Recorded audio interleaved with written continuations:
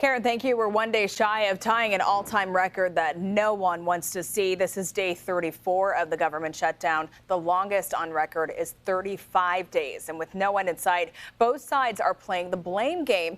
Meantime, we're hearing from President Donald Trump in a recent 60 Minutes interview. CBS News correspondent Jared Hill, live from New York, joining us this morning with more on what the president had to say. Jared, good morning. Good morning, Meredith. So President Trump says that he wants to find a way out of the shutdown, but the path is going to be interesting here. One of the big differences between this shutdown and others in the past is that lawmakers don't appear to be talking across the aisle in any substantial way. And in this 60 Minutes interview, President Trump urged Republicans to find a way to do it by themselves. Nice to see you. In a sit-down with 60 Minutes, President Trump said the shutdown will end when congressional Democrats give in or Republicans change the rules. The Republicans have to get tougher. If we end the filibuster, we can do exactly what we want. That's the 60-vote threshold that pushes lawmakers toward compromise. Democrats are demanding a spending bill that extends Affordable Care Act subsidies with premiums set to skyrocket at the end of the year. He ought to go ahead and put America first and sit down with us.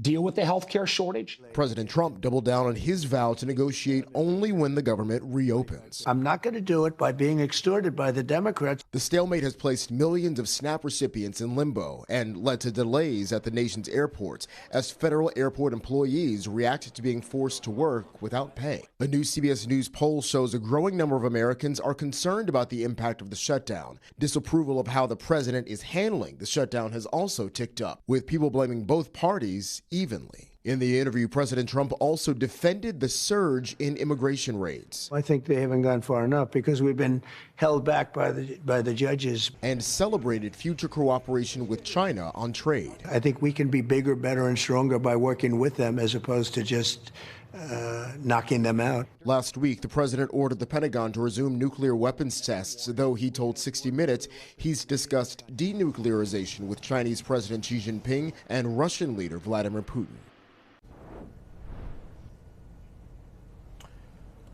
All right, so going back to the shutdown, Senate Majority Leader Thune, a Republican, has said that he does not plan on tossing out the filibuster in order to get out of this thing. So it's not really clear how this is going to end. And as we saw, again, more and more Americans are getting concerned about how this will impact them directly as well as the economy as a whole. Meredith, back to you. Yeah, 34 days in and still so many questions up in the air. CBS News' Jared Hill, live from New York. Thank you for joining us this morning, Jared.